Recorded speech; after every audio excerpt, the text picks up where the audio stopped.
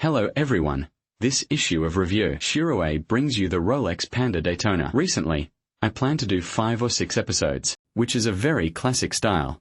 Although these models are no longer new, some of which are even from 10 years ago, but they still have a very good preservation rate in the market, and it's very popular. The first Rolex Daytona Panda I'm going to introduce today. This Panda Daytona actually was launched by Rolex in 2016.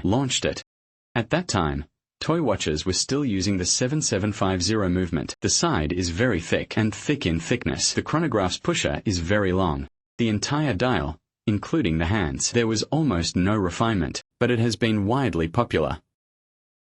It was widely popular. The essential leap of Rolex Daytona. Actually, after the introduction of the 4130, before the introduction of this movement, there were several stages. You can recall that the 7750 chronograph movement has the same function, but the thickness and the overall case was completely wrong. Then, for a period of time, there was an abridged version without a chronograph function. The biggest selling point of the younger version is its chronograph hand can move, but the score dial and the chronograph dial were useless. It reduced the thickness to 12.8 mm.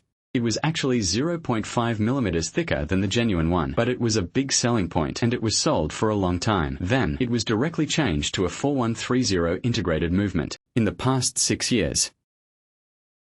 The most popular movement of Daytona. It is because of this movement. So at that time, the genuine Daytona's 3-piece set that became popular for a long time. Now people have gradually discovered that the genuine, this thing, is relatively expensive. The key is that it is easy to interpret. So now we return to the essence. The most popular group of consumers is actually the regular steel. Take Daytona for example, this Panda dial. Now, the platinum lettering on the ceramic ring ensures that the platinum lettering on the ceramic ring, you can wear it normally. In fact, when it first came out, the engravings on the ceramic ring, it was almost impossible to wear it for 2 or 3 months. It changed from the original white or silver gray. It turned into a black mess, and you couldn't even brush it off. Now the overall quality has improved significantly, and then the overall three-dimensionality of the hands is also very good. We have talked about the functions many times. Let me briefly explain it again. The second hand at 6 o'clock is moving. The 30-minute score dial is at 3 o'clock. At 9 o'clock is the 12-hour chronograph. The thickness of the side and the overall functions is exactly the same as the genuine one, and there is a small embellishment.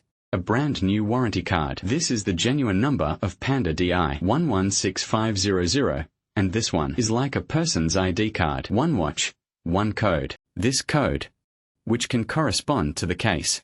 The code inside the 6 o'clock position. These are all 8-digit random codes. All of them can be matched. This thing, although it cannot increase the simulation degree of the watch, but for many people who are not obsessive-compulsive, for many people, and have a small threshold in their hearts, it is still a good help, but you shouldn't care too much about it.